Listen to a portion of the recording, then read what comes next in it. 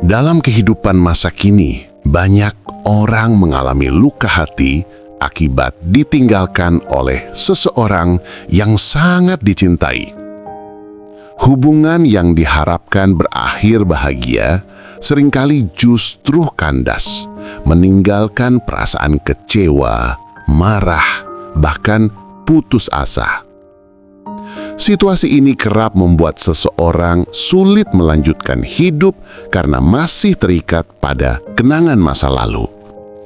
Mereka merasa kehilangan arah, tidak bersemangat, dan bahkan meragukan dirinya sendiri. Stoicisme, sebuah filsafat kuno yang mengajarkan ketenangan dan pengendalian diri, bisa menjadi jalan untuk menguatkan hati. Melalui prinsip-prinsip sederhana, kita diajak untuk menerima kenyataan, memisahkan hal yang bisa kita kendalikan dan yang tidak, serta menemukan kekuatan dari dalam.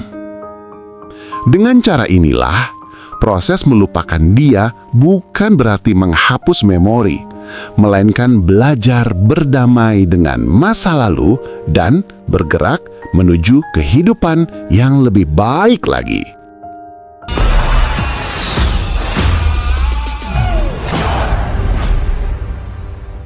Menerima hal yang tidak bisa dikendalikan. Salah satu masalah terbesar ketika seseorang ditinggalkan adalah terus bertanya mengapa ini terjadi padaku, atau seandainya aku berbuat lebih baik, mungkin dia tidak pergi. Pertanyaan-pertanyaan ini hanya memperdalam luka karena berfokus pada hal yang sebenarnya berada di luar kendali kita. Putus cinta atau ditinggalkan adalah putusan yang melibatkan orang lain, dan kita tidak memiliki kuasa penuh atas pilihan mereka. Stoikisme mengajarkan untuk menerima bahwa ada hal-hal di luar kendali kita. Contoh nyatanya, seseorang yang diputuskan setelah bertahun-tahun bersama bisa memilih dua jalan, terus meratapi keadaan atau menerima bahwa perpisahan adalah bagian dari kehidupan. Dengan menerima, ia bisa berhenti menyalahkan diri sendiri dan mulai mengalihkan energi untuk hal-hal yang bisa ia kendalikan, seperti mengembangkan potensi, menjaga kesehatan, atau membangun hubungan baru yang lebih sehat. Mengalihkan fokus pada diri sendiri. Banyak orang terjebak pada bayangan masa lalu karena seluruh pikirannya masih tertuju pada sang mantan. Mereka sibuk memantau media sosial, mengingat-ingat momen indah, hingga lupa pada dirinya sendiri. Kondisi ini hanya membuat luka semakin dalam dan memperlambat proses pemulihan. Stoikisme menekankan pentingnya menguasai pikiran dan fokus pada hal yang bermanfaat. Contoh nyata, setelah perpisahan, seseorang bisa memilih untuk mulai berolahraga, menekuni hobi, atau memperbaiki karirnya. Dengan begitu, pikirannya teralihkan pada hal produktif yang memberi rasa percaya diri baru. Daripada tenggelam dalam kenangan, energi diarahkan untuk menciptakan versi diri yang lebih kuat dan berharga. Melihat perpisahan sebagai bagian dari kehidupan. Permasalahan masa kini adalah banyak orang menganggap perpisahan sebagai akhir dari segalanya. Mereka merasa dunia runtuh, seolah tidak ada lagi kebahagiaan tanpa sosok tersebut. Pola pikir seperti ini hanya mencerat dalam penderitaan yang panjang. Filsafat Stoik mengajarkan bahwa semua hal di dunia ini bersifat sementara, termasuk cinta dan kebersamaan. Contohnya, seorang pria yang ditinggalkan tunangannya justru belajar bahwa kehilangan adalah bagian alami dari hidup. Dengan memahami hal ini, ia bisa melihat perpisahan bukan sebagai akhir, melainkan kesempatan untuk memulai babak baru.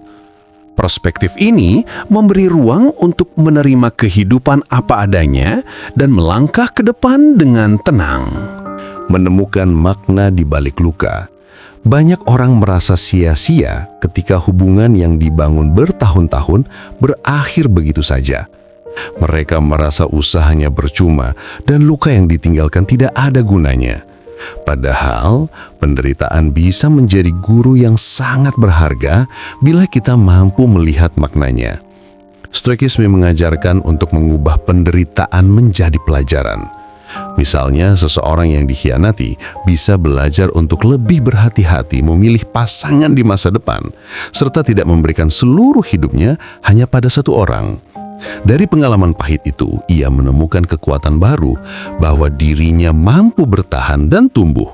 Luka tidak lagi dilihat sebagai kutukan, melainkan sebagai jalan menuju kebijaksanaan. Dia yang menguasai dirinya lebih kuat daripada dia yang menaklukkan ribuan musuh di medan perang. Kutipan ini mengingatkan kita bahwa kekuatan sejati bukanlah tentang menahan orang untuk tetap tinggal, melainkan mengendalikan hati dan pikiran kita sendiri. Menguatkan hati dan melupakan dia bukanlah perkara mudah, tetapi bukan pula sesuatu yang mustahil. Dengan belajar menerima hal yang tidak bisa kita kendalikan, mengalihkan fokus pada diri sendiri, melihat perpisahan sebagai bagian dari kehidupan, dan menemukan makna di balik luka, kita bisa bangkit lebih tegar. Stoikisme memberi jalan untuk berdamai dengan masa lalu tanpa kehilangan harapan pada masa depan. Kini saatnya berhenti menoleh ke belakang dan mulai melangkah maju. Hidup masih panjang, penuh peluang, dan penuh keindahan yang menunggu untuk dijalani. Jadi, kuatkan hati, lupakan dia, dan jadilah pribadi yang lebih tangguh. Karena sesungguhnya, kehilangan seseorang bukanlah akhir dari hidupmu, melainkan awal dari versi terbaik dirimu. Media sosial membuat sulit melupakan. Salah satu masalah nyata saat ini adalah sulitnya melupakan seseorang karena jejaknya masih ada di media sosial. Foto, kenangan, bahkan status lama bisa muncul kembali di beranda, sehingga membuat hati kembali teringat. Banyak orang justru menambah sakit dengan sengaja mengecek akun mantan, melihat apakah dia sudah berhasil dengan orang lain. Solusinya adalah berani mengambil langkah konkret, memutus akses yang membuat hati tidak tenang. Bisa dengan berhenti mengikuti atau unfollow, membatasi interaksi, atau bahkan menghapus kontak. Contoh nyata, banyak orang yang merasa lega setelah menonaktifkan notifikasi atau berhenti mengikuti akun mantannya. Dengan begitu, pikiran lebih tenang dan proses melupakan bisa berjalan lebih cepat. Lingkungan pertemanan bisa menjadi pemicu. Permasalahan lain di era sekarang adalah lingkungan pertemanan yang masih sering membawa-bawa nama mantan, baik dengan candaan atau membicarakan kabar terbarunya. Tanpa disadari, hal ini membuat luka semakin sulit sembuh karena topik itu terus diulang-ulang. Langkah terbaik adalah memberi batasan dengan tegas kepada teman agar tidak lagi membicarakan mantan di depan kita.